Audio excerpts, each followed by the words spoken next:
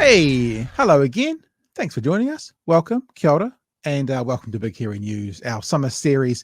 And thanks for being with us in these pre-recorded, in case people are wondering why we're not talking about Golriz Gaharman, pre-recorded conversations up until Monday the 22nd when the show will be live again. Lots going on at the moment, lots in the news right now. We do kind of think maybe we should have come back this week and done live, but we've made commitments to holidays and Chewy's currently in USA. So yes, we're taking a break for our own development, our own mental health, our own space, and we'll be back next Monday with live shows again. Really excited about getting back and looking forward to seeing you all there. Tonight on the show, we're going to have a look at a story that came out. Obviously, lots of these stories are pre-election because that's just how it goes. How can National claim Labor is soft on crime? They make these claims. Are those claims true or not? We shall find out. Also, Kelvin Morgan joined us during the year to talk about the new Emily Steele protest clip and YouTube channel. And finally, National last year, it'd be interesting to see what they do this year, but last year they really wanted gangs to stop up on natural glow with thousands of luminous spheres. Why do they want them to stock up on natural glow? We'll find out about that as well in Big Hairy News, the summer series, the best of. Let's rip into it. Nationals plan to make gang members cover face tattoos with foundation. Ludicrous, expert says. This plan comes under fire and may face legal challenges, with veteran legal academic and retired lecturer Dr. Bill Hodge telling News Hub the idea is ridiculous and ludicrous. I've got a lot of respect for Mark Mitchell, but I think the possibility of requiring a form of makeup, whether it's a base and foundation on people for what they have historically had on their body or on their face, has got intrinsic and pragmatic and human rights issues. He said the pragmatic issue is what happens if the person gets caught in rain? What happens if it starts to run? What happens if they don't have a makeup artist in the gang? It verges on the ludicrous to some aspects. Dr. Hodge comments come after Tokoroa lawyer Arama Naapo confirmed to News Hub that she's been asked by certain members of the mongrel mob to investigate the legality of National's plan. Any legislation that tells people what they can and cannot do with their body, in my opinion, is a clear breach of the Bill of Rights, Naapo told News Hub. I don't think you can Thin Lizzy the problem that we're having relating to crime away, and it completely ignores the fact that we have lots of really serious issues in this country that can't be covered by makeup. I think that's a really interesting last comment that she makes, because we kind of talked about this through the election campaign, but so did National, about focusing on the important things. And do we really think that the incoming Minister of Police, the biggest issue on his plate should be making sure the gangs are supplied with enough makeup? Like, is that really the biggest driver for a Minister of Police to come into a new government that's been talking about how terrible the last government was to have on their plate and to be pushing through? The other thing I want to touch on here, right, is one of the things about gangs and motorcycle clubs and that sort of thing, is they take pride in the fact that they're outlaws, like literally outside the law, outside of society. In the case of the mongrel mob, it started from people who felt that they were rejected by New Zealand society, so they don't fucking need you anymore. That's why these guys who were rebelling against their father's generation that went off and fought the Nazis decided to adopt the swastika as their symbol. It was a fuck you. Everything that they do is a fuck you to society. They will not care if you outlaw their gang patches. They want to be outside the law. If you make them more outside the law, it won't change things for them. They'll find ways to adapt, because that's what people do. And if they have no respect for what you're trying to do, well, they'll piss on that too. You're giving more power to them, to that lifestyle. They'll feel more alienated, and so they'll just go inwards. They already have their own tribe. They already have their own rules. They already have their own standards. They don't care what us normies think about them. But if we're trying to solve a gang problem, we're not talking about the gang members. We're talking about their fucking kids. Yeah. We have to get them out of that. That's how you do it. You talk to the women, and you talk you try and get their kids out of it, and they do not. These guys do not understand it. It's exactly what we're talking about with Israel. That coming down hard on them is just going to make people dig in their heels. Like it's. The other thing I want to do is I just want to talk about a little chat message I saw a little while ago. Peter Piper. Pickle peppers. Explain how you define a gang from a club. Enlighten me, Chewy. Well, see, now this is the problem. A gang can be a club, and a club can be a gang. And this is when you come in and you say that you've got anti-gang legislation. This is what you need to make clear. There is, I forget the name of it, but there is a motorcycle club of older dudes that run around. They often do charity runs and stuff like that. They have all the looks of a motorcycle gang. They take all the form of a motorcycle gang. They have a leather vest. They have an insignia. They have badges of rank. They have all of those things. They tick all the boxes for this is visually what a gang is. Thank you, chat. Yes, the Ulysses Club. A lot of them are in the Ulysses Club. They're also former motorcycle gang members that have pulled themselves out of that life and are just kind of like some of the life to remain. They're riding motorbikes and looking tough. You know, you could say the same thing about, Destiny's little motorcycle gang. They have all the look and form of a motorcycle club. They are aping it. A gang doesn't necessarily say that they're a gang. I grew up around a motorcycle gang. The Devil's Henchman MC, motorcycle club. They had a clubhouse. They had a secretary. They had a president. They had elections. You had to pay club dues to be in it. You just can't unentangle that unless you're pointing at a police officer and going, nah, fuck it, you sort it out. Are these 50 guys riding motorcycle gangs on a charity run, or are they running meth?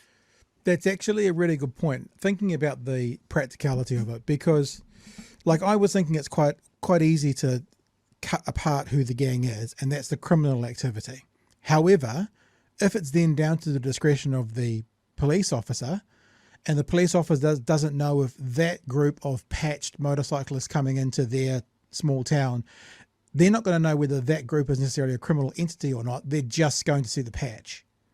So that single policeman in the small town in New Zealand, if they don't know who the Ulysses Club are or whatever, see them rolling into town and basically tell them to take all their patches off, because they don't have like the direct link to Christopher Luxon to know, is this one of the bad gangs or one of the good gangs, or is this a club? They won't know. Now, probably from Parliament, you can make a determination based on criminal activity, but on the street, seeing someone in a black leather jacket with a vest on the back with stripes on the side and 4 or 5 other guys, how are they going to know necessarily? So actually that makes it harder for the police. And when Luxon goes, the police will be able to figure this out. Basically, that makes it even harder, because yes, we know the big gangs, but I'm sure there's tons of regional small groups, entities, gangs that look very similar that ride motorbikes, and how will they be known out from the ones that the government says they're trying to focus on? Yeah, Peter here is still not getting it. Like, yes, a policeman can probably look at something and go, yes, that is the bad gang in town. But what do you do from there? You can't go to court and say, this is the bad gang because I'm a policeman and I know. You have to prove it. And at the moment, this is crazy. This will blow your fucking mind. Doing crime is illegal now. It doesn't matter what you're wearing. It's the doing of the crime. I just want to push back on one thing. I don't know how I can break it down more simply. But let me push back on one thing. You said that the police are going to know of course they're going to know who the gangs in their town are. But do you know that motorbikes can travel outside of the town? This might be a new pickup for some people. Motorbikes can go more than just the town limits. So what I was just saying is, let's say the Ulysses Club is based in, let's say Dunedin. Let's say there's a fairly young new officer in Oamaru, and they decide to drive from Dunedin to Christchurch, and they go through Waimaru, and this 19, 20-year-old police officer sees a whole bunch of people on motorbikes with patches out that aren't from his or her town, just rolling through. Then what? I don't buy that. Of course, the police are going to know who all the gangs are. Of course, okay, if it's the big ones, of course. But what if it's not? What if it's a patched up looking group of hobbyists, cosplay gang members, if you will? Then what? It's going to happen. Mark my word, it's going to happen. Often, gang members don't wear their patch when they're doing crimes because then it leads back to the gang. True. Like they're not idiots. Some they do dumb things, but they're not that dumb. It's just, you know, it's just laughable. And every time I see arguments like what Peter's saying, like what Luxon's saying, it's very clear that you don't know gangs, that you don't know MCs, you don't know how these people work. And I'm not professing to be an expert either. As I said, I grew up around the periphery of one. I never knew the inside of it. I didn't have any direct relatives that were in it. But a lot of their friends were. And that's where my knowledge comes from. So what we're saying is crime is bad and police should do stuff to stop crime, but they should do it in a way that doesn't infringe on people's right of expression, because that can be weaponized. It's someone's opinion of what a gang patch is. And you can say, oh, of course they know what a gang patch is. But do they? And is that enforceable in a law? Will that solve the problem? And my argument is it doesn't, because they're not clear enough. You can't take this to court. It's been proven not to work. It's failed before. So why are we discussing it? Look, and finally, you can point the police and go, stop crime. And they'll go, there's a lot of crime that comes out of gangs. Cool, stop that crime. Finally, from me at least, I'm sure Chu will have 7 other tangents. But finally from me, I'm getting the vibe that a lot of the people who are like, yes, let's get rid of these gangs, are from the same sector of society that have just spent the past 3 years saying, don't trust the government. Don't trust the government. Yes. So the vibe that I'm getting is all of a sudden you're going to trust, remember, not just this government, but future governments dictating person X in New Zealand and what they can wear and where they can stand in town. Now, if you're one of the people who for the past 3 years has been going, don't trust this government, don't trust the government, and now you're like, I completely trust this government, they're the good ones. They're not. Still the same police. Still the same police, still the same justice system. If you're going to be someone, and just remember, when you trust things that happen on your side and you distrust things that happen on the other side, what happens is you become an ideologue and you become a hypocrite. You either trust the system wholeheartedly or you have a healthy distrust. Now, that also doesn't mean you distrust the system entirely. You have a healthy distrust for it. But that's just the point I wanted to leave us with. A lot of these people who are saying this is a good idea and the police will be able to handle it and the government will be able to figure it out, a lot of them are the same ones who have just spent us 3 years saying the government can't be trusted. I'll leave you with that. Hey team, welcome back. Thanks so much for being with us tonight in this best of series, the summer series, as we take a bit of a break, but we're back live again from next Monday. Just remember that. Huge thanks to our patrons. Love having you guys on board, especially during this period where views are down and the shop's not really getting used. So these beautiful people here are helping us continue to pay the bills that don't go away, even though we have gone away during the holiday period. A huge thanks to all of our beautiful patrons who help us pay the bills. We've had a few new patrons coming on board whilst we've been away. This is not my word, this is theirs. A patron that called themselves Incompetent. That's just the name. And Rob are a couple of people who have signed up during this holiday period. If you're interested in joining on board in what we're doing, you'll want to help support us, and head to patreon.com/Big Hairy News to be a patron, as that helps us to continue to do what we're doing through the year. Thanks so much to all of our patrons. We love you to bits. We will continue right now with the summer series with another pre-recorded clip from last year, and we'll see you on Monday night from 9 p.m. live again. Let's move on, because I want to have a look at this. You put up on your Twitter feed today something about Emily Steele. Now, Emily Steele is a fake name, we understand. It's a pseudonym, and a nom de plume. That's correct. And Emily Steele is the 70-year-old who was punched in the face, the victim of a violent assault, without question, at the Posier Parker, I was going to say debate, protest, speech, whatever it was, Albert Park. Now, this footage has come out today. There's a couple of things we're going to show you. Here's the first one. So this footage is of what happened. And I think you'll see that we're going to call her Emily Steele. That's fine. Is down here and engages with the person that ends up hitting her. So if you're watching, oh, there we go. There's some sound to it.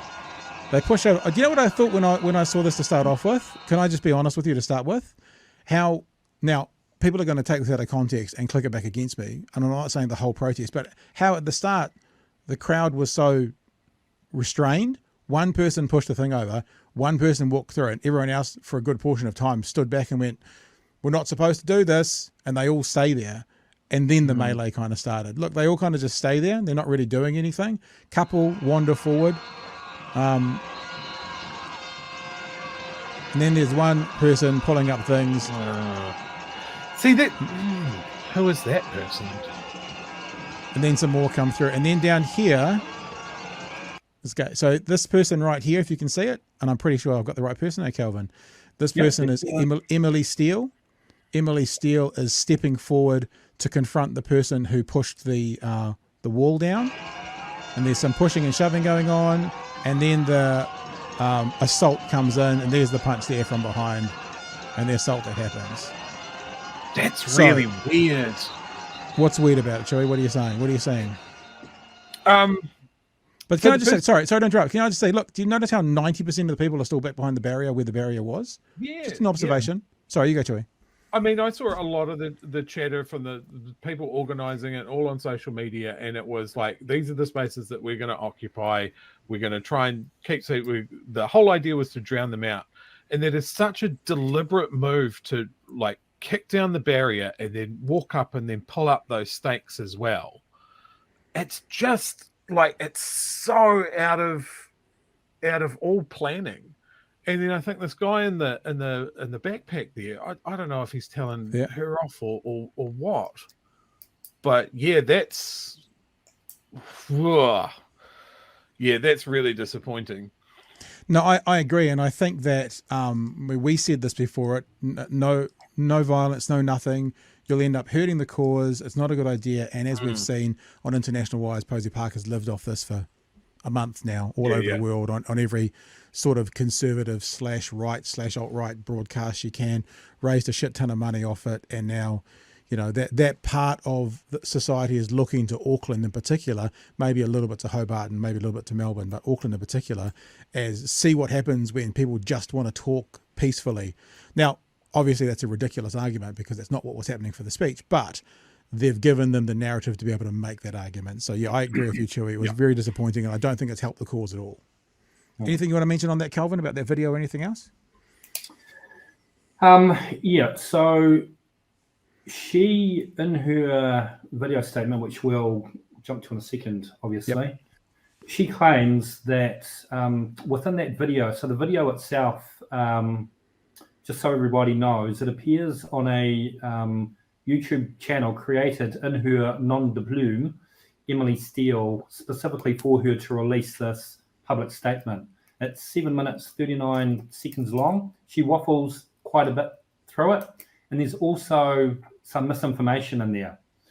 And in amongst that, she states that she introduces essentially a second perpetrator, where she claims, and I think it's in the clip that I uploaded, that I'm pretty sure I included it as part of the edit, but she alleges that there was a second perpetrator essentially that hit her from behind, and it's back of the head, it's that perpetrator apparently that's caused her the most damage. So we saw obviously the image that went viral literally around the world, which is the overhanging shot looking down on her with her black eye.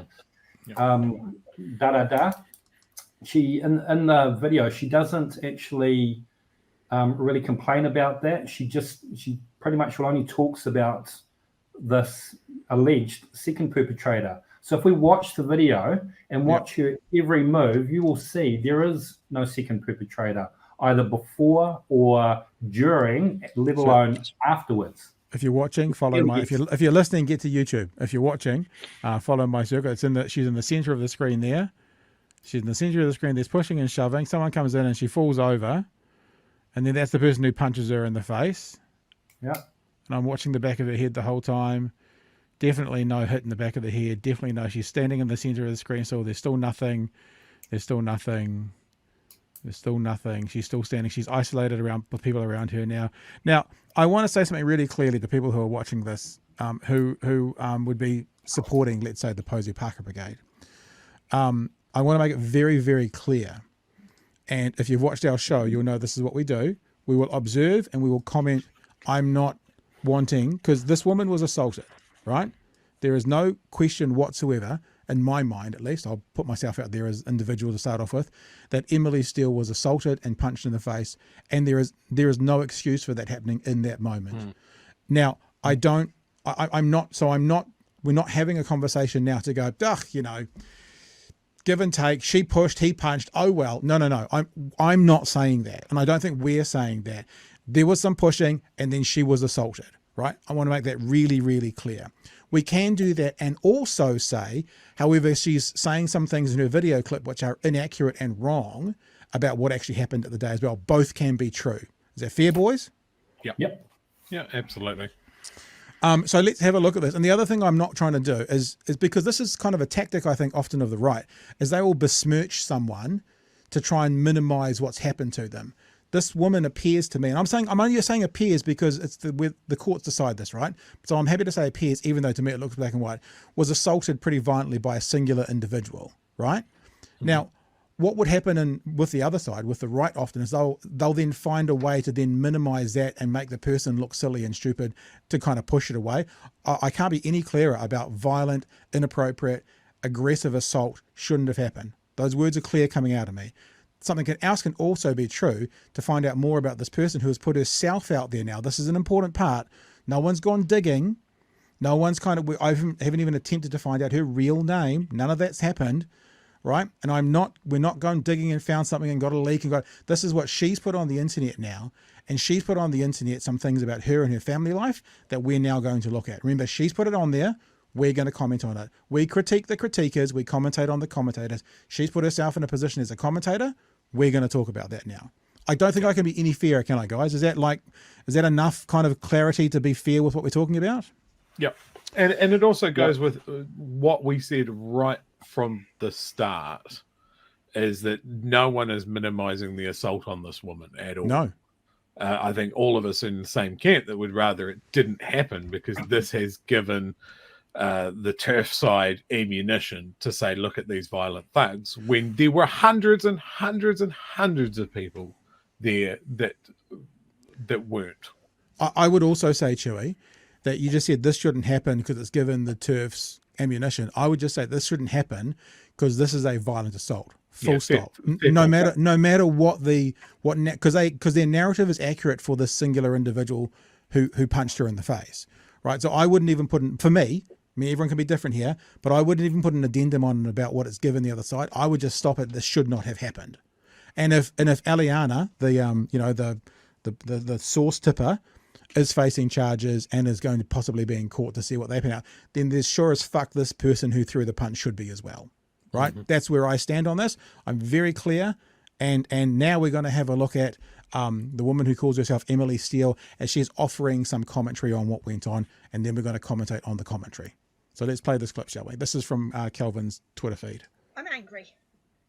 I am pissed off that a simple women's right meeting discussion simple was turned into mob violence. I was on the steps when the security started to take Kelly J out. And I saw that mob surge forward, and I saw her start to fall. And I, along with a lot of other women there, really thought that she was not going to get out of there alive. I wasn't too bothered about myself. I don't feel like a victim. The hit to my eye was spectacular. It really made a good show. But in all honesty, I had the first blow hit me behind the ear on the back of the head, and that was the one that knocked me silly, and that's the one that's given me the concussion, and that's the one that's had the doctors concerned because it stayed swollen for so long, and it is actually still swollen now. But anyway, I am healing. I am going to carry the fight on for the very simple reason that I have 2 granddaughters. Well, I have 3, but 2 in this country.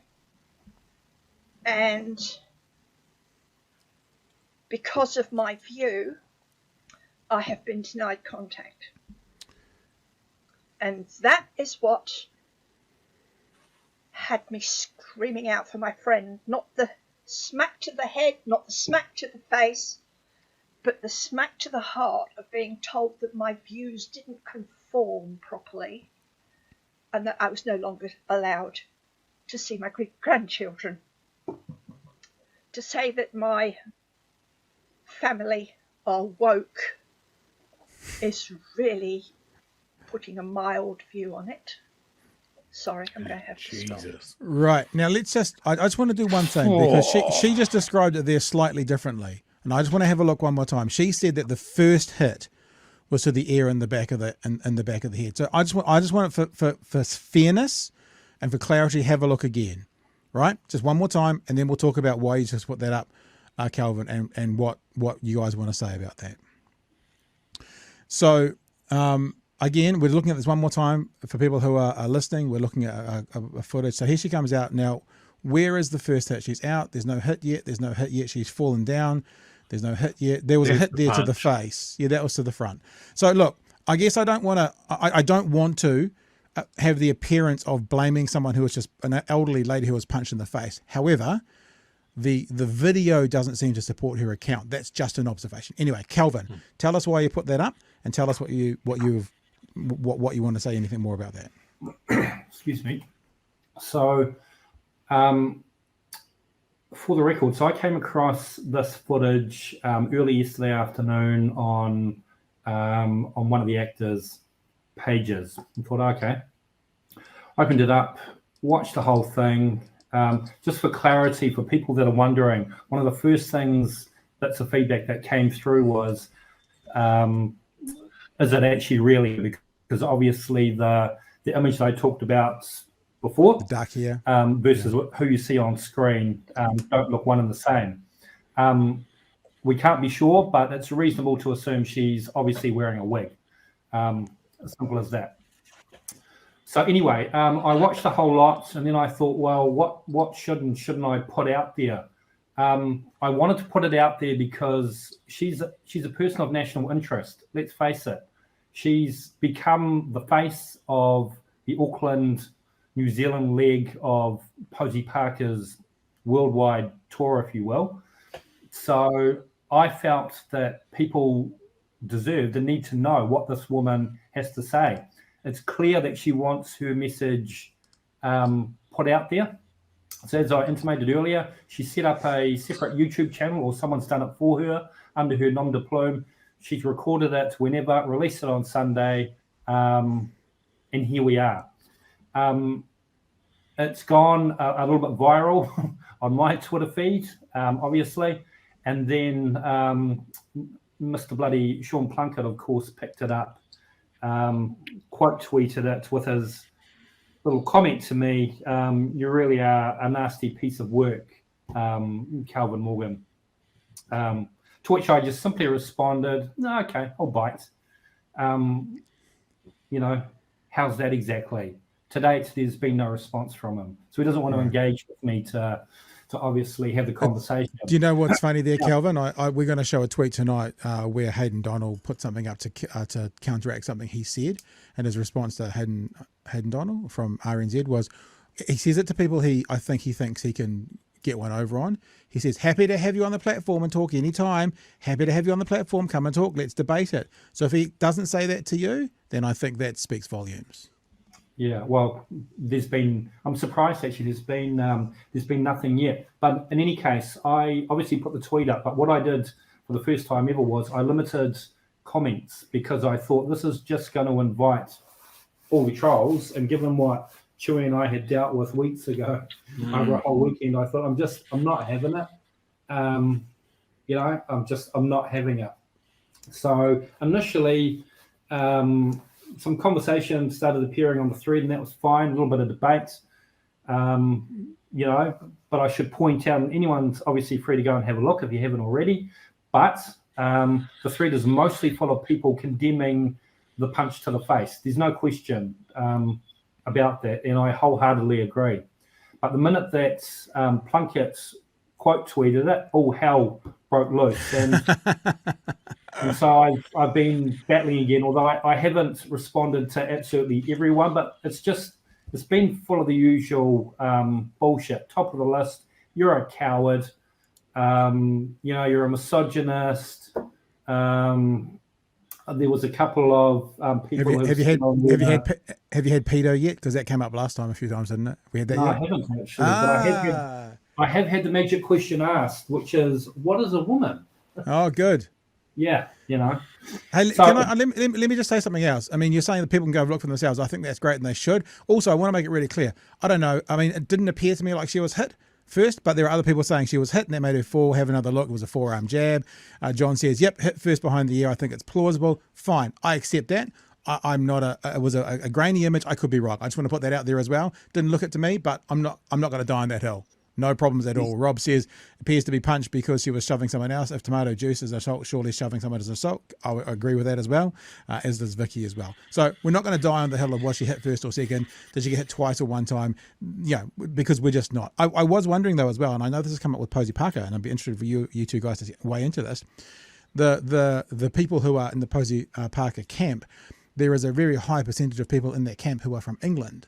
Now, English accent, talking about grandkids overseas. Is there any connection there? I mean, I know it might mean nothing, and people can have those opinions from anywhere in the world. Is it just coincidental that there's another English woman who seems to be in, a lot of English women? There seems to be a disproportionate number who are in the Posey Parker camp who are English women. Is there any thoughts around that? What I can tell you about the YouTube video itself is I have had a look at the comments, and there are a few in there originating out of England.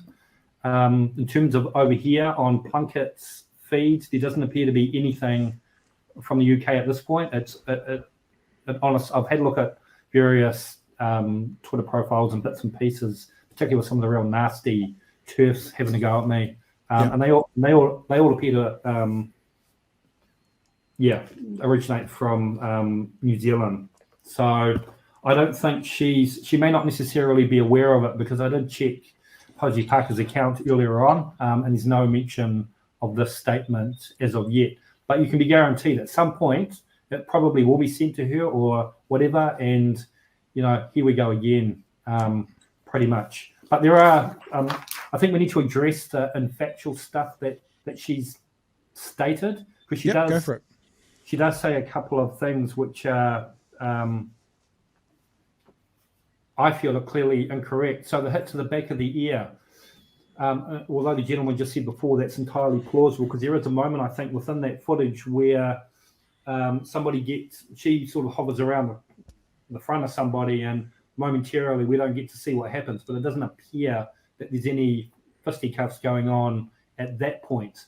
Should also point out as well that nobody's saying that I'm certainly not saying that she's lying on that particular thing, because the reality is that footage is only it's less than a minute, and it could well have stretched on, and she could have got hit from behind after the fact, if you know what I mean. And we haven't obviously seen that. So we have to take a word from it, but based on the footage that is available, obviously that didn't happen.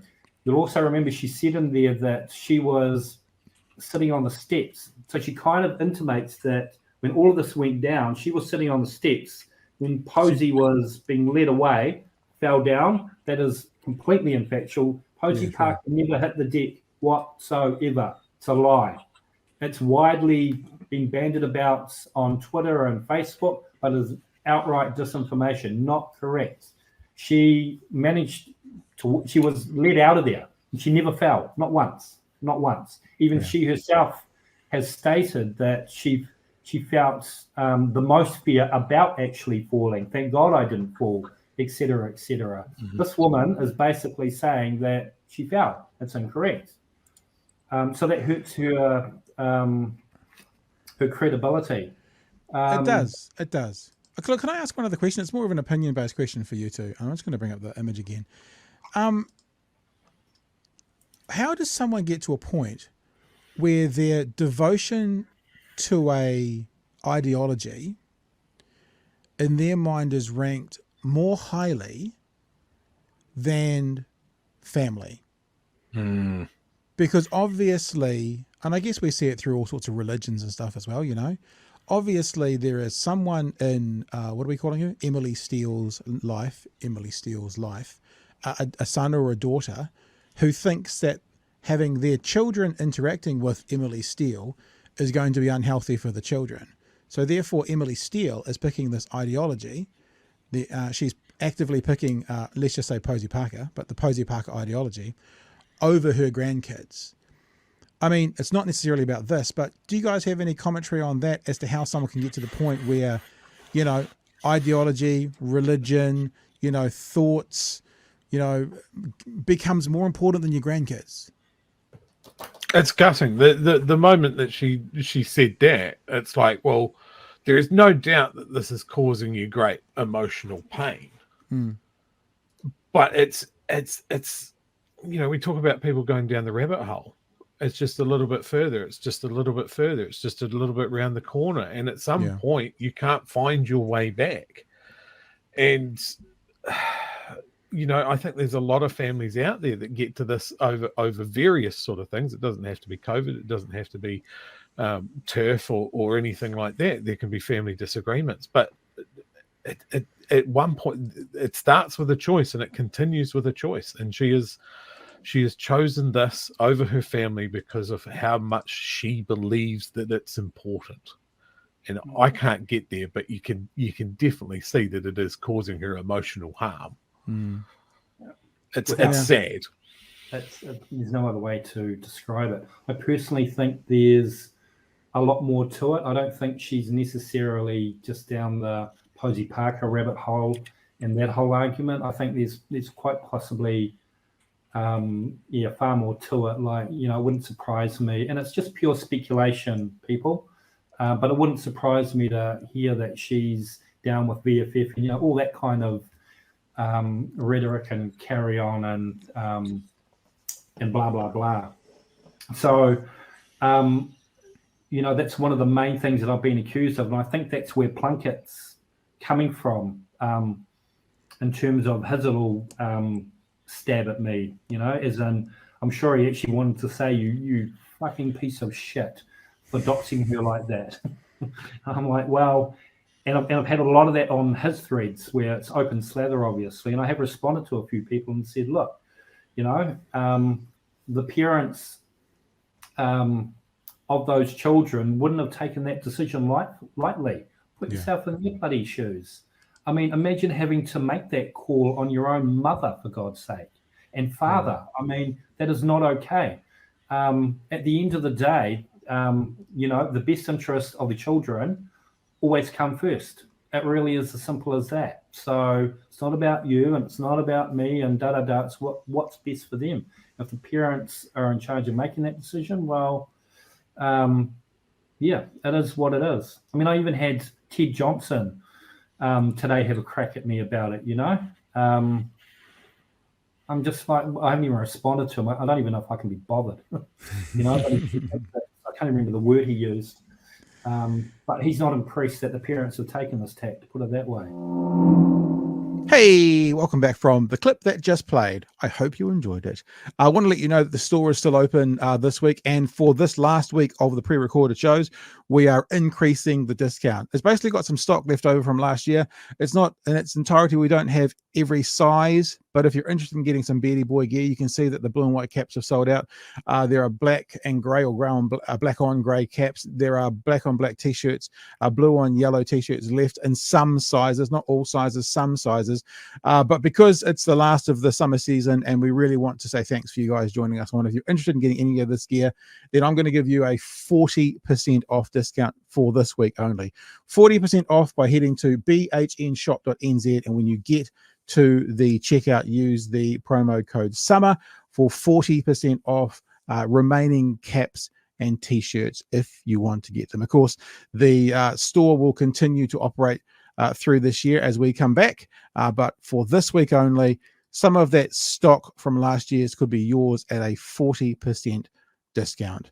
bhnshop.nz. Thanks so much for being with us tonight, and I look forward to seeing you on Monday again live. Let's get into another clip. Do you not accept that this is an evidence-based study? This is an attempt to take the heat out of a politicised issue. We know this is a politicised issue. It's not a politicised issue. We're being really clear about the causes of crime. We have a problem in New Zealand around crime. Actually, I would challenge that. We're being really clear about the causes of crime. I actually don't. I mean, unless I've missed it, I haven't heard anything. I heard no causation. All I've heard is committing crimes going up. I actually haven't heard anything about the causes of crime. Like, I'll be honest, I might have missed it, but I haven't heard anything about the causes of crime. Right? Because that's actually what we want to do. We want to figure out what are the causes, because then we can address it. If I've got a leak in my house, I want to find out where the leak is before I can fix it. I just keep talking about the leak. It's like, where is the leak? Why is it leaking? How do I fix it? And now I can fix it. That's what we want to do. You just ban rain. That's how you fix it. No, you put rain in prison. That would be a bucket. You just put all the rain into a bucket, and then everything will be okay. I mean, he talks about it can't all be carrot. He never talks about carrot. Yeah, that's true. It's always stick. Yeah. Like, there's all of this talk about prison. And treating people on remand, or they haven't even been convicted, like they're all drug abusers. It's just retarded. But then we get a little snippet that we're going to talk about societal investment. I'm not going to tell you anything about that. We're going to talk about how Labour loves the gangs. The gangs. They think they're good guys. We're going to get into that. Let's still got about 2 minutes to go, because there's a whole bunch of accusations put out shortly about how Labour gives money to the mongrel mob to do drug rehab, yada yada yada. I've got the information on that. We'll get to it shortly, but let's finish this diarrhea train that we've got going on at the moment. One of the contributing factors is gangs, and so we're being really straight up about it and saying we're going to tackle the problems that we've got in this country, and we're going to have pragmatic, practical solutions. It's a politicised issue, Mr. Luxon, because you accuse the Labour government of being soft on crime, when in fact they are soft on crime. They are arresting hundreds of gang members. They're doing all sorts of it. Crime is going up, Corin, and the outcome that most But New to Zealanders suggest that in any way... Did you notice that goalpost shift? Corin Dan just said they're arresting hundreds of them, and he didn't address that. He went, and crime's going up. It's like, hang on. But because I did this as a tweet, and I don't have the numbers in front of me. You can go to my Twitter feed if you want to see it, people. That we had a report a few weeks ago about the number of that Labour has introduced some kind of new legislation around fighting organised crime, criminal elements, gangs, and there'd been hundreds, if not thousands, I think, of arrests. And I put out a tweet and it said, how many would National need to see before they actually said, okay, now you're no longer soft on crime? Like, what number would National need to see? National or Labour policy at the moment is causing hundreds and hundreds of gang members to get arrested. So what number does National need to see before they finally go, yep, that's enough? All of them? Double the number getting arrested? What is that number? Yeah, I'm just curious as to, because, you've dismissed this report from a chief science advisor who's looked at all the evidence. You're quite happy to, quote from the chief science advisor when it backs your genetic modification policy. Yeah, and I've also looked at the evidence in Western Australia under Mark McGowan, a Labor Premier over there, who's done an exceptionally good job of cracking down on gangs. I've looked at the evidence in Queensland as well as we've developed our policies. And so, I make no apologies. Yes, we're going to work on the continued causes of crime. That's important, and the approach we'll use will be social. We're going to continue to work on it, but we're not going to explain any part of that to you now, but we are going to continue to work on it. Investment around that. But we also need to say, look, I'm sorry, but you just cannot run amok as a gang member causing mayhem and misery across the country. A couple of quick questions about Oranga. Right, we're going to leave it there. And before we do, I found that tweet. Let me bring it across. So we've got all that information. So this is the tweet I was talking about that I sent out. Operation Cobalt has affected 40,000 gang-related charges, over 100 a day. That's over 100 charges a day in 12 months. More than 8,000 individuals have been arrested. National says Labor soft on crime. I wonder how many charges they would need to see to recant that talking about. Would it be 50,000, 100,000? How many? Because it's over 100 a day. So how many would National... I mean, remember, Luxon is incredibly concerned, and I'm not saying you shouldn't be concerned about this, New Zealand, but about, 3 ram raids every 2 days. Well, they're currently making over 100 charges every single day against gang crime. Why do they not get the credit for that? It's like, what number do you need to see to not be soft, quote unquote, soft on crime? Shall we? I would also like to point out the fact that although there are a lot of things that criminal gangs have in common, you can't look at a gang in Australia and what works at combating that and bring it over to New Zealand, because they are fundamentally different. Their cultures are different. The reasons, their history is different. The engagement is different. The communities are different. This is classic national of like, we can't possibly solve this problem in-house. We have to look at X country overseas. Yeah. And it's just, they take the policy and they bring it over here, and they miss all the context of why it was successful. They had local experts looking at their local problem and solving them locally.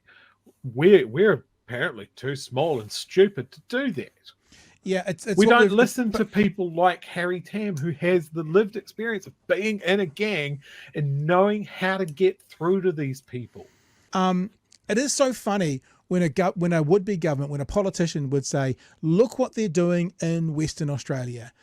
When it comes to things like capital gains tax or wealth tax, they won't go, look at what they're doing in Western Australia, or whatever part of the word they're pulling that from. It's a bit like what Corin actually said about, you're happy to use the chief science advisor on your stuff and then ignore him on the stuff that doesn't suit your narrative.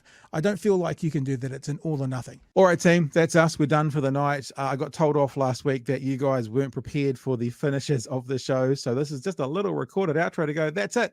We're done. And remember, tell the world, spread it around.